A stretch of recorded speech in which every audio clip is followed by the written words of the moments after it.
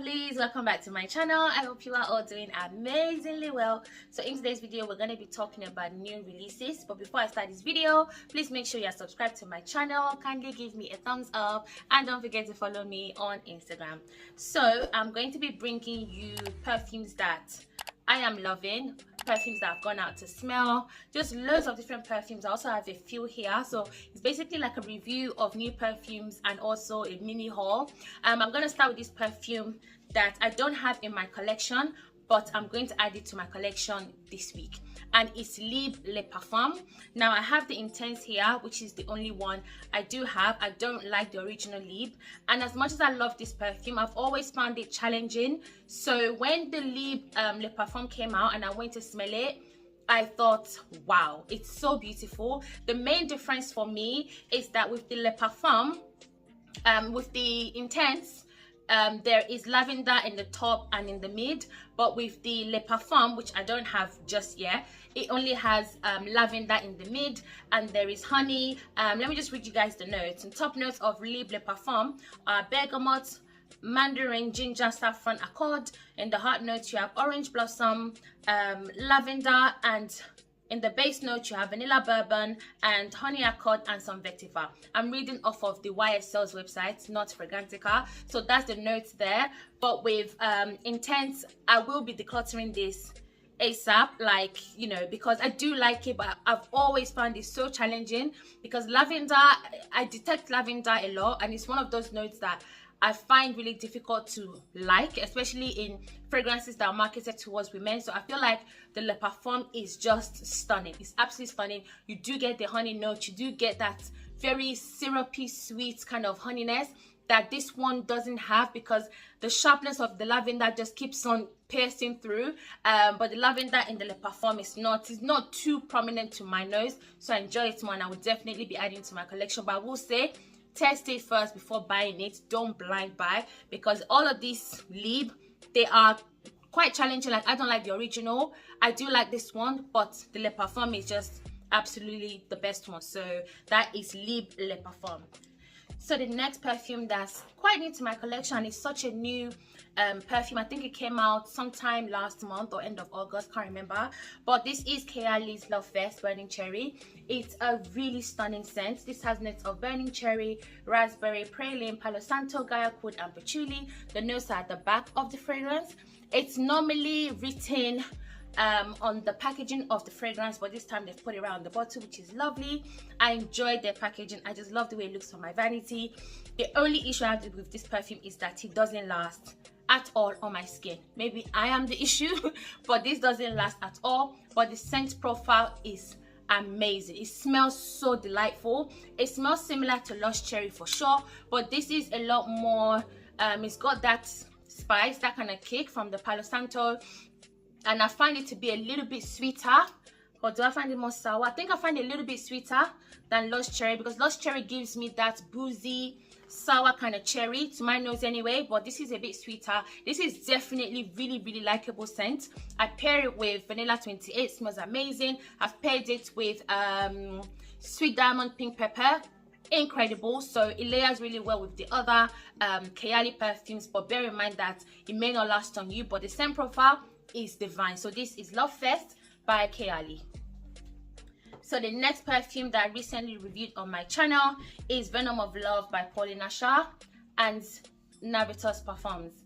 I'm sure you guys can't really see it properly, but this is a new scent, and I recently saw on Paulina's page that this has sold out. So I don't know if they are going to restock. I don't know how it's gonna work, but I definitely would say if it comes back in stock, go ahead and buy it. This is another cherry perfume. Cherry is literally just making waves everywhere. A lot of brands, a lot of perfumers are putting cherry in their perfumes, and we are all loving it at the moment. The cherry in here is well done. This lasts long. The longevity that Lush Cherry lacks, this has it. Longevity that Lovefest cherry Lovefest Burning Cherry, the longevity that this one lacks is definitely in this perfume. I'm really glad that I have this perfume in my collection. I think it's absolutely stunning, and for the price of this is a niche perfume that costs around about 140 pounds, 50 pounds. That is amazing, and you get your money's worth with Venom of Love, and it's a very sexy perfume, great for date nights, great for baby making, great all around. So this is Venom of Love by Navitus Perfumes. So the next perfume is a Penhaligon, and I don't have the full bottle, but I have a sample right here. And this is Legacy of Petra. It's an eau de parfum concentration. The picture will be popped there. This perfume, when I first tested it, I didn't like it. And then I carried on with my day and I smelled it again and it started to develop nicely on my skin. And I thought, oh, this is not too bad. But because I was hesitant, I decided not to purchase on that day. So I tried to get a sample, which I did.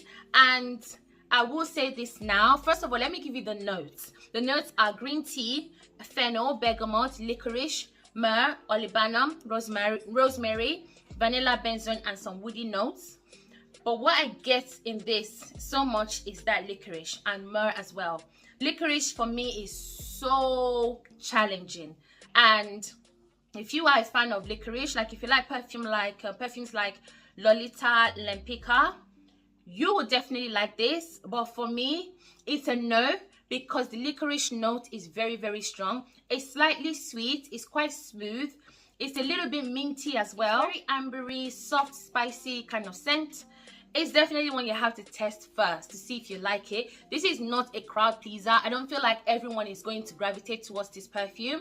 It's not my type of perfume, but if it's given to me, I'll definitely wear it, but I wouldn't purchase it for myself. It has good longevity. I will say that this lasted on my skin on that day. Like, I think I got to Selfridges about midday or 1 o'clock until I got home in the night, like 9 p.m. I could still smell it on my arm. So the longevity is really good, but it's one that you have to try before you actually buy it. Don't blind buy it unless you love licorice. If licorice is your thing, go ahead and blind buy it, because that's all you're going to smell in this. It's not my kind of scent. I think this is a unisex fragrance. Maybe leans slightly to, actually it's not leaning anywhere, it's like bang in the middle. Yeah, definitely try this one out before you get it. So that is the Legacy of Petra. Right, so the next perfume I'm going to talk about are the 3 new releases by Guerlain. And the first one I'm going to talk about is Cherry Oud. Now, when I smelled this perfume, first of all, the bottle is divine. The juice color is beautiful. Like I said, cherry is making waves right now everywhere. And this perfume is mainly, what I get is mainly cherry, oud, and some kind of woody notes to it as well.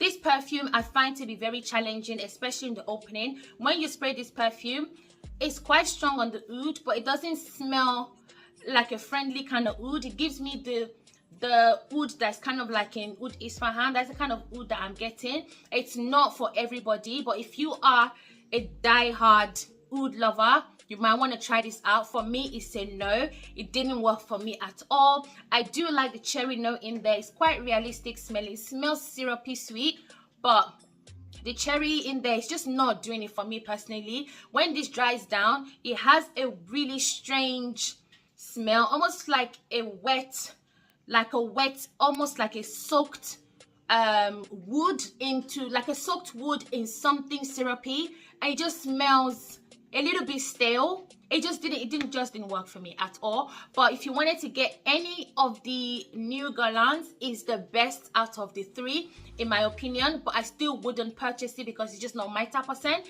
But I would definitely say if you're interested in it, get your nose on it, but don't blind buy because it's quite challenging and it's not for everybody. So the next perfume from this line is Oud Khol, and this one is bad.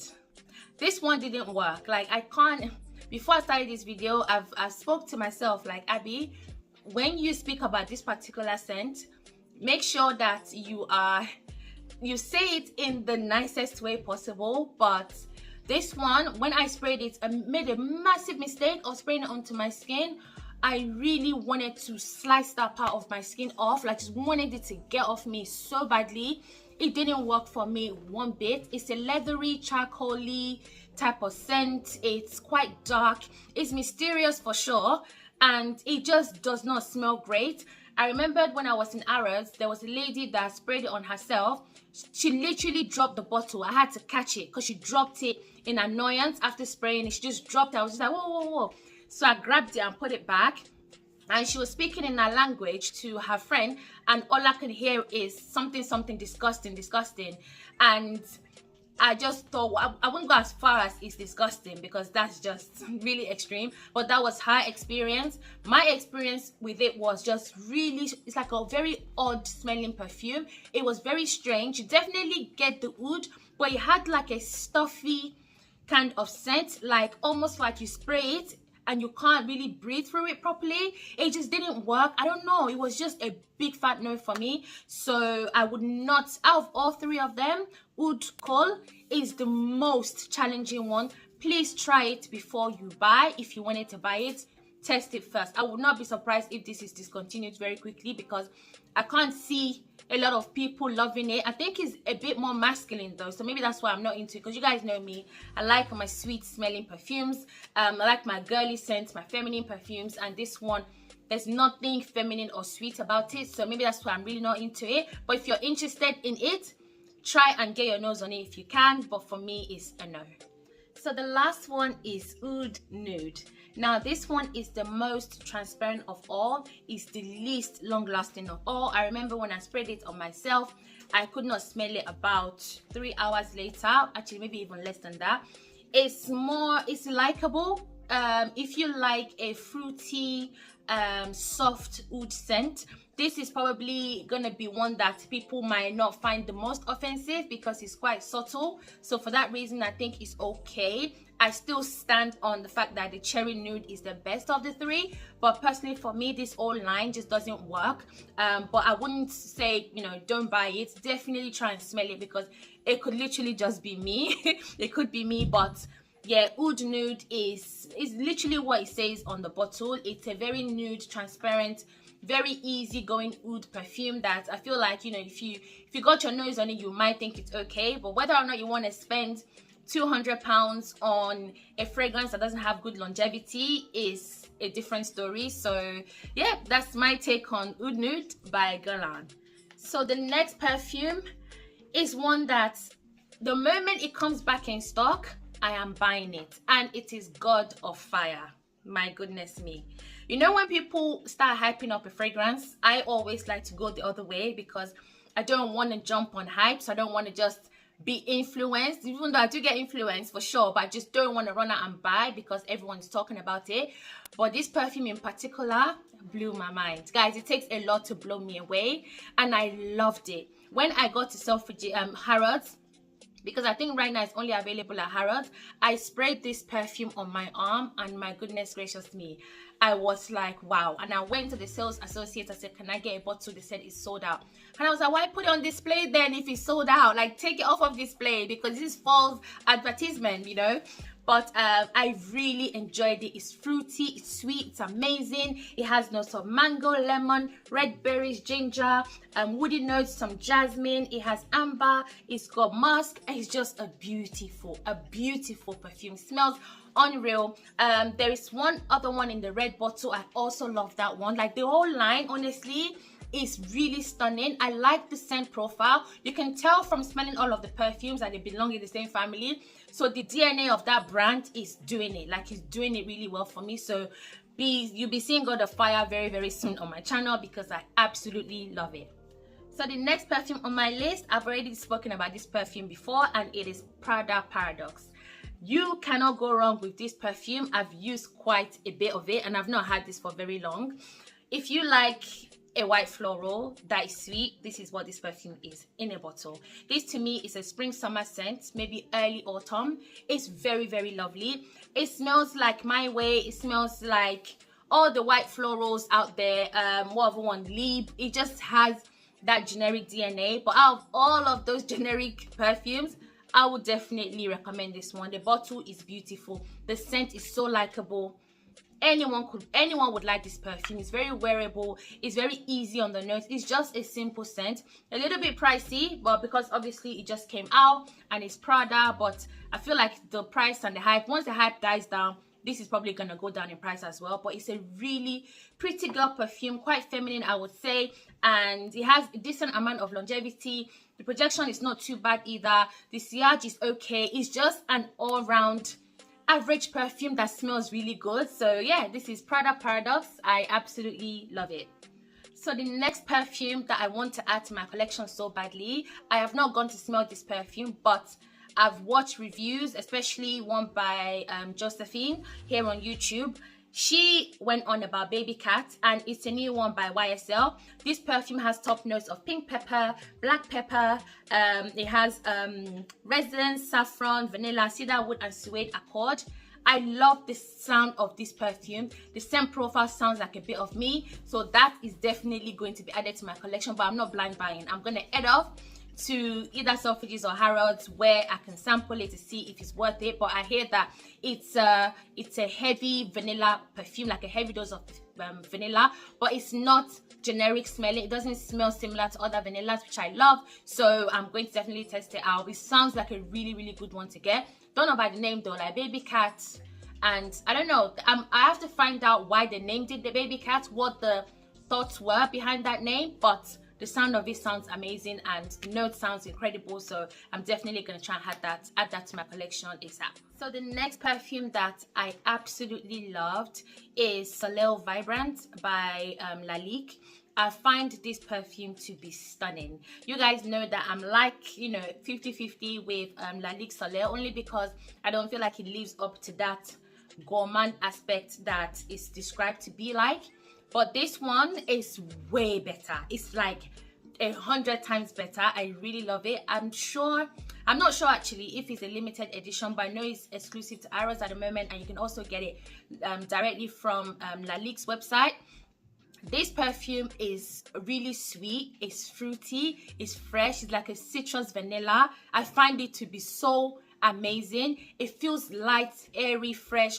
Definitely one for the spring and summer. Honestly, I wish I had it in my collection right now, but I definitely buy it. But it just doesn't feel like I need to get it now because it's not, I'm not going to wear it now. It's such a spring and summer scent, unless I want to wear it in the house to kind of enjoy it, but definitely going to add it to my collection for next year. It's a beautiful vanilla citrusy scent with some I feel like it's got, I think it has ginger, lemon, orange blossom. Like, it's got some really lovely notes in there. It's not doesn't have the greatest longevity, but the scent profile is fantastic. It lasted on my skin, I believe, about 4 to 5 hours, and for a summer scent, that's not too bad. So I'll definitely say check that one out if you haven't already. And if you wanted to get Lalique Soleil, forget that one.